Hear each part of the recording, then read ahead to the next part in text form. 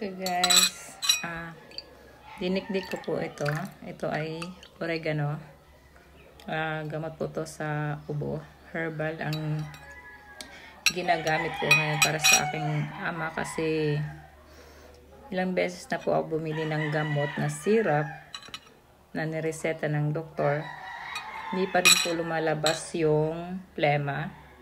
Kaya ito ang ginawa ko. Nagdikdik ako ng oregano. Tapos, yung katas, sinasala ko yung katas niya kasi 'di ba masyadong magaspang.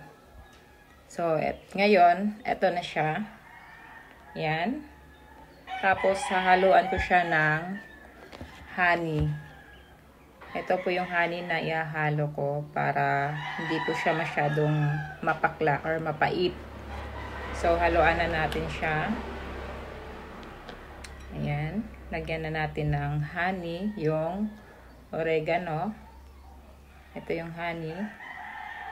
Pure honey po siya.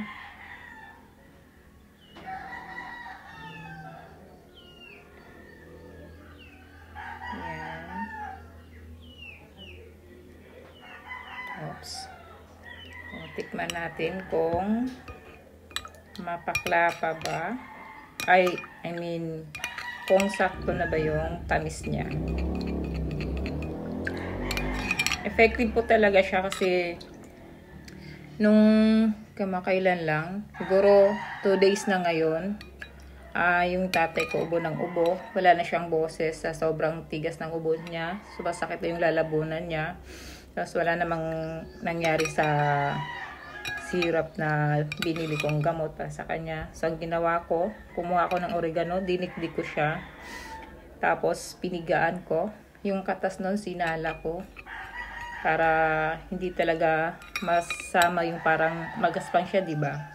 Kaya, eto siya ngayon. Nung pinainom ko sa kanya to, lumabas po yung plema niya. Sa tinagal-tagal na panahon, sa kakabili ng syrup, wala po talagang as in na lumabas na plema. Puro lang yung parang sticky na laway. Ganun lang po yung lumalabas sa ng tatay ko. So, simula na pinainom po siya nito, oregano, tapos sinaluan ko ng honey. Itong honey. Ayan. Sinaluan ko siya nito. Kinabukasan, naglabasan siya. Kaya, naggawa na naman ako ulit. Kasi, na-prove ko siya na effective talaga. Kaya, sa iba dyan na sobrang tigas yung plema, ay yung ubo na, as in, matigas na matigas, i-try nyo po ito.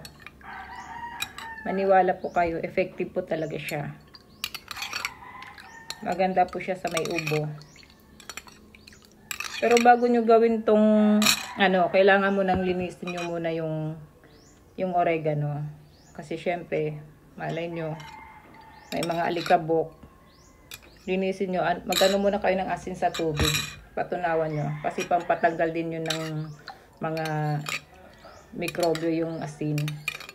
Tapos, tsaka nyo na linisin. Pag ando doon na yung asin at tsaka tubig na pinaghalo, tsaka nyo linisin yung oregano. Ganun po yung ginagawa ko. So, eto po. Simula nung ginawa ko to, labasan talaga yung plema ng tatay ko. Kaya, i-try nyo po guys. Walang mawawala. Kasi herbal lang naman to. Maganda po to sa mga bata. Tsaka sa mga matatanda. Subukan nyo, walang mawawala. Masarap naman siya kasi may halo siyang honey.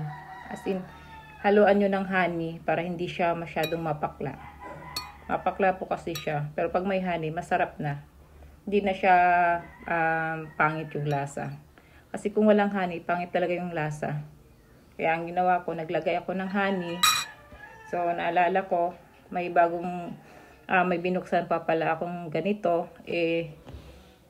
Nagbukas ako ng bago. Ito yung bago 2 beses na kasi ako gumawa. So, ito na lang yung natira. Hiling galing po to. Galing po to sa Hiling Galing.